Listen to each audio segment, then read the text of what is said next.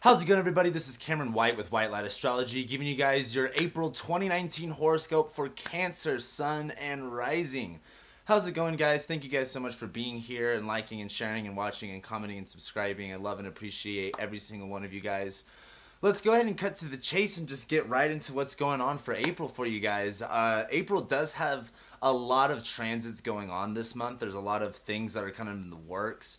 However, I kind of want to hit on the deal that April's kind of like this transitionary month from going into the beginning of the year, and this is kind of like where everything kind of gets mixed up and changes to where this is the stuff that we're going to be seeing along the lines when we get into spring and we get into, not spring, my bad, into the summer.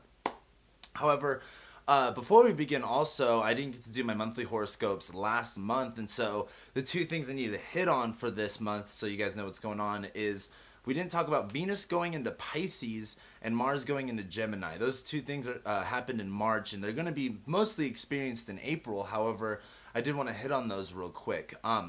Venus is this planet of love and relationships and value. She's wanting to bring things together. She's wanting to connect things. She's looking for harmony. She's looking for beauty. She's looking for value. And as Venus goes into Pisces, she's going into her sign of exaltation. It's one of her favorite signs to be in, where she can operate at the level that she really wants to. And with Venus in the sign of Pisces, it's kind of bringing about things of value and things that are beautiful, things that you enjoy and things that you want to enjoy in this boundless way. That's kind of like what Pisces is all about. It's kind of like exploring the environment, exploring, you know, what it's like to be outside of the boundaries and kind of, you know, being, I don't want to say intuitive, but being very much in the moment of how you feel and when you feel it. So for you Cancer risings, Venus is going to be transiting your 9th house, which your 9th house is all about spirituality, beliefs, your sense, it also has to do with higher education, publishing, far distance travel, foreign languages. And while Venus is in Pisces for the majority of April, this is definitely going to be a time of, you know, exploring what you value in this area, discovering something more, learning something more about yourself, about what you do value, and maybe just putting more value on higher education, maybe going out of your way, or maybe if you're wanting to do some long distance travel, Venus going through your 9th house is definitely a positive sign for that.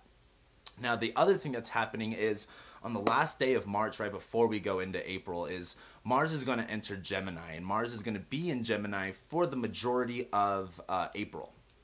So Mars is this planet of action and drive and energy and force, and it's in the sign of Gemini, which is it's air. It's all about Mercury stuff, communication, intellect. And while you have Mars in Gemini, Gemini is a dualistic sign, and I mean, I have a natal Mars Gemini, so I feel like it's kind of easy for me to talk about it, but Mars being in Gemini is the way that you're acting, the way that you're enforcing yourself, the way that you're kind of going about things can be split in two different ways. It can often be times you're not focused on exactly trying to specialize in one certain area, but it could be easy to spread yourself thin and be and have a lot of tasks going on. It's kind of like multitasking at the most high, you know, level. However, Mars in Gemini, even though during this time it's like, you know, you're more quick, you got stuff going on, you're a little bit more busy, kind of spreading yourself a little bit thin, Mars is going to be going into your 12th house. And the 12th house is about repressed parts of yourself, unacknowledged parts of yourself, the subconscious, hidden things that we don't always see. And as Mars is going through this area, you could be having some problems and some trouble kind of understanding where the problems are kind of going for, or kind of coming from in your life. Mars in Gemini can be very much communication problems, not being able to focus, being, again, spread too thin. Mars also has to do with anger and frustration. And as it's going through your 12th house, a lot of this anger and a lot of, you know, frustration, a lot of, I don't want to say walls that you can hit, but irritations that you could face could be coming from, you know, somewhere that you don't really see, something that's, you know, more subconscious, something that's more inside you. It's kind of like something's irritating, but you can't really find the source. So as Mars goes through Gemini and it goes through your 12th house, you know, be aware of what exactly you're putting your energy into, and that you're not just, you know, not daydreaming, but it's kind of like you could be working for something that you're not really sure what exactly the result you're wanting to expect is going to, you don't know if that's going to be there. So be clear as well, Mars goes through Gemini and goes through your 12th house, that it's going to be uncovering, it's going to be bringing some stuff up that you may not have realized and that you may not have even seen. However, As we move forward, the next big thing that we've got going on in April is Jupiter is stationing retrograde on April 10th.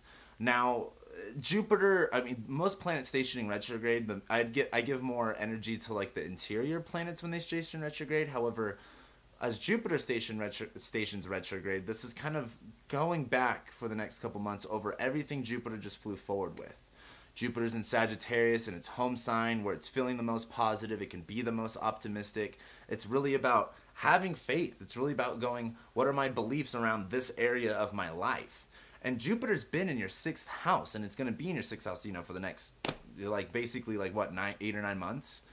And as Jupiter's in Sagittarius in your 6th house, where it could be bringing a lot of optimism, a lot of work. The 6th house is of your everyday routine, what your habits are, your sense of service, where you're employed, or if you have employees, has to do with your health, habits again. And as Jupiter has been going through there, you might have felt, a lot more busier. You could have had, a busier schedule. You've been more attentive to what you're doing every single day. Jupiter retrograding is kind of like going over everything that it was just flying forward with. And it's about questioning and, pondering the thought of, what do I believe about all this stuff? Is this busy schedule what I want? Is this in alignment with my truth and what exactly I'm wanting to give? Jupiter is in your 6th house where you can be more of service, more of a helpful nature. And Jupiter, anything that Jupiter touches, he expands. So there can just be a lot going on in this area. But what I really think is important as Jupiter retrogrades for the next couple months is really sitting and pondering with what are your habits like? What is, your routine like? And is this something that serves you? Is this something that you want? Is this something that, puts you in your truth? Is this something that, I don't want to say, resonates with you, but it's kind of like Jupiter is this planet of philosophy and belief, and what are you happy about? What do you believe in? What are you looking forward to? What do you install your faith in? And it's in Sagittarius where it's operating really well, and now it's going into your 6th house of your work and your routine. It's kind of like, what does your routine look like? What does your everyday life look like? Are you being of service to your community? Are you giving back to other people? This Jupiter retrograde is about pondering and asking all of these questions and reflecting on that stuff. And we'll be talking more about that too as Jupiter eventually squares Neptune again and so on and so forth. However, the next big thing that we've got going on in April is on April 16th, about a week later, we have Mercury going out of shadow and we have Mercury entering Aries on the same day. And this is really, really exciting. Mercury has been in retrograde. It has been in its sign of detriment for 2 months. And right as Mercury leaves its shadow, right where, the area of the sky that it retrograded in, Mercury is now flying forward. It can think, it's out of that stuck situation, but it also goes into the sign of Aries. Aries is about identity. Aries is about, it can be about confronting. It can be about initiating. It's about kind of just taking the action, making that first step forward. And as Mercury's in the sign of Aries where it's about projecting and it's about communicating verbally, mostly verbally as well as with your actions too, about, how do you feel about certain situations? Is your mind clear? Are you clear? And Mercury is now leaving its shadow and it was in your 9th house where it retrograded. So this had a lot to do with, kind of rethinking your spiritual beliefs, what you're doing with, if you're in school right now, maybe dealing with problems with your college or higher education. Maybe you're trying to publish a book, you had some issues with that. But as Mercury goes into Aries and it goes into your 10th house, the big focus is really going to be on your career, what you're kind of doing in the public image and in the public eye. As Mercury goes into your 10th house, this is definitely, and especially as it goes out of shadow, it's like, what did you learn during this Mercury retrograde, and how are you voicing that with clarity and precision, as well as with robust and some balls, with a voice in your career and what you're doing. It's kind of like spreading that message. A lot more of the themes, Mercury's the messenger. Mercury's about communication. Mercury is literally just kind of like where you're going to hear stuff coming from. And as Mercury goes through your 10th house, this is definitely going to be the time of, focusing more on your work, more mercurial stuff. So smaller detailed things are really what's going to be, prominent during this time. But Mercury's going into your 10th house. This is the stuff of your career and everything like that. Now, I totally forgot to mention, April 5th, we also have the new moon in Aries. The new moon in Aries is also going on in your 10th house. This is about, again, career-related stuff, public eye. Things are just kind of happening in the sky. It's very much apparent to everybody. And as you have this new moon in your 10th house, and this is, of course, we're kind of backtracking here on that's going to be on April 5th, This has a lot to do with resetting your intentions and where exactly it is that you're putting yourself, what situation you're putting yourself into in the terms of your career, in the terms of what you're doing. However, jumping back forward, the next thing that we've got going on is on April 19th, we do have the second full moon in Libra. This one's also going to be important because not only this new moon in Aries, but the second full moon in Libra are going to be in angular houses in your chart. Now, it's not the biggest deal in the world that there's two full moons in the same sign. However, it is just kind of like a double dose, a double whammy of whatever it is that you were experiencing. And so a full moon is basically lighting up an axis and lighting up a dynamic in your chart. And while the sun is going to be in Aries, where, you know, the light is focused in on your career and what you're doing, the moon being what we need to nurture, what we kind of feel a little bit more in depth. This full moon is happening in your fourth house of your home and your family life and your parents and, you know, where you live. And I think what's important about this is realizing what it's going to take, like what image you have for yourself, or where you really want to be, where you really want to put yourself into in terms of your career. It's going to take you needing the support and also needing the emotional nurturing you need in terms of where you live and where you ground yourself. You're never going to be able to reach these heights in your career if you don't center yourself somewhere. And I think that's what this full moon in Libra is really going to be showing you guys for the next, you know, we just had one in March and now we're going to have another one in April. But then after that, the next day, we have the sun moving into Taurus. And as the sun moves into Taurus, the theme, you know, the sun moving signs again, it's not the biggest deal in the world, but as it moves into the 11th house for you guys and of Taurus, this is where the solar theme, the solar center of gravity is really going to be focused on your friendships and your acquaintances and your alliances. It's kind of like the 11th house is the second house away from the 10th house. So it has a lot to do with what you possess within your career and what, you know, options and avenues and doors are in that area. And so as the sun goes into Taurus, this is kind of, you know, this is about creating security, creating stability in this area, and just, you know, that's where the light is. That's where we're focusing on. That's kind of like where the center of gravity is in that network area for you guys. So enjoy that while it lasts. However, also on April 20th, we have Venus going into Aries. So Venus has been in Pisces in your 9th house now for some time, for a couple weeks, I should say. And as Venus was in its exaltation in your 9th house, you could have had definitely a lot more of a, I don't want to say like a spiritual awakening, but you'll probably feel a lot more clear about how you feel about certain situations, what you want and what you value. You're not afraid to seek that. You're not afraid to explore for those things and going out of your, I don't want to say out of your comfort zone, but maybe going somewhere going somewhere that's not in your familiar area, that's kind of like, what's pushing you to go that way is something that you value, something that you want to seek, something that you want to bring to yourself. So while Venus was doing that, Venus is now moving into Aries. She is in her sign of detriment, but she is going to be going into your 10th house. So there's some give and take here.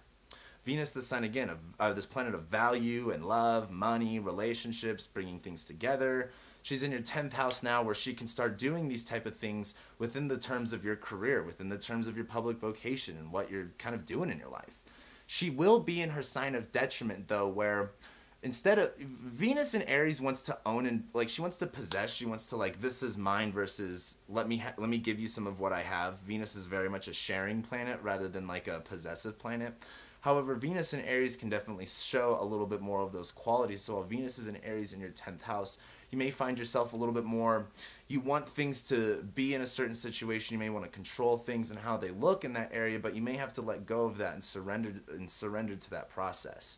Venus in Aries is also going to be like, you know, where do you need to value yourself more and your identity and what you bring to the table in the terms of your career as well. And so I think as Venus goes into your 10th house, it's also going to be trining Jupiter and Sagittarius. I think this is just going to be more of, again, a busy time for you guys, but there is going to be a lot more positive fruition going on in the terms of your career and your work right now. And then the next couple big things after that is on April 22nd, we have the Sun conjoining Uranus in Taurus. This is happening in your 11th house, and I guarantee this is going to be one of those days where you definitely see Uranus and Taurus manifesting quite literally. Uranus is now in your 11th house of friendships and networks and alliances. So while Uranus is there, you could have extreme breakthroughs, ups and downs with your friendships and your networks and who you associate with. And as the sun goes on top of Uranus, this is kind of like seeing what exactly Uranus is going to do in your chart in this area for the next 7 years. So definitely expect to see some type of shakeup, some type of unexpected events happening in the terms of your friendships and your networks, professional colleagues, and things of that nature. And then the last couple big things that we've got going on this month is on April 26th, we have Mars squaring Neptune, which is really important because Mars is also going to be opposing Jupiter this month. But as Mars is making its way forward through Gemini and starts squaring Neptune, you know, we were talking about earlier, Mars being in your 12th house of like, could be spreading yourself a little bit thin, wondering where exactly to put your energy into. You got this way, you've got that way. It's going to be squaring Neptune, where Neptune's in your 9th house of, again, spirituality, philosophy, what your beliefs are. And Neptune can dilute a lot of things and bring a fogginess and an unsurety to things. It can be a very intuitive feeling to it at the same time, though. And my biggest advice is while Mars is going through your 12th house and you can't really see what's going on there and it's squaring Neptune, the expectations that you can make, the ideology that you can kind of hold to, you know, a standard, like, or I guess to hold as an expectation, can not necessarily play out. Mars squaring Neptune's kind of like, okay, I have these two options. Let me just kind of feel them out and see which one's real and which one's not. So while Mars is going through your 12th house and it's kind of bringing up problems you were repressing or maybe that you did acknowledge, and Neptune's in your 9th house of like, hey, what does all of this stuff mean for you? You know, don't be so quick to make a decision on what that does mean for you. Give it some time to open up and to show its true colors to you. It's definitely going to be like, you know, it's either this side or this side, and let's see which one it is. And as Mars squares Neptune, this is definitely going to be a time of like the ideology, the vivid imagery you could have made about a situation isn't necessarily going to be what it is. So be careful about that stuff. And then Pluto also stations retrograde during this time. That's going to be a big deal. Well, kind of not.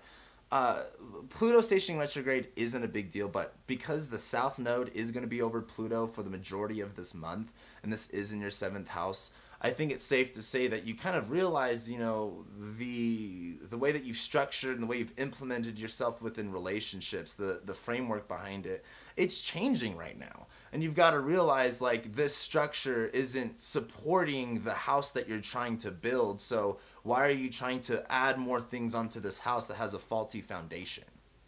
So that's going to be really important, especially because on the last day of April, on April 30th, we have the South Node conjoining Saturn, again, in your 7th house, basically right next to Pluto.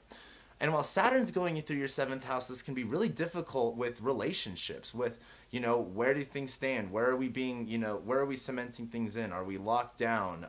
Saturn creates walls and barriers and limitations, but also gives you some authority, gives you some discipline, gives you some maturity to work with.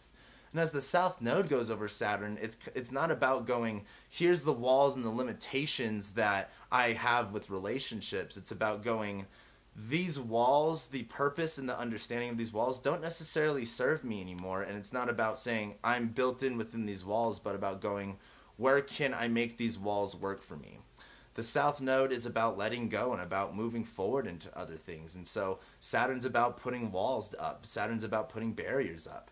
And so as the South Node goes over Saturn, it's kind of like taking all the stuff that's from your past that you know you need to stay away from, put it into a box and put it off to the side, using what you've learned in those experiences to support you moving forward.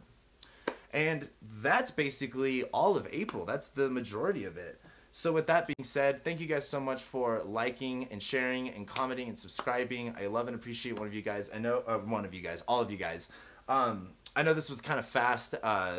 You got a lot to talk about this month with all 12 signs. However, you know, this month is going to be pretty fun. I think this month is going to have a lot of things change going for, especially once we start going into the summer. I think you're going to be able to trace a lot of it to April of this month. So I think it's going to be good. However, with that being said, thank you guys so much for watching, and I'll be seeing you guys next month.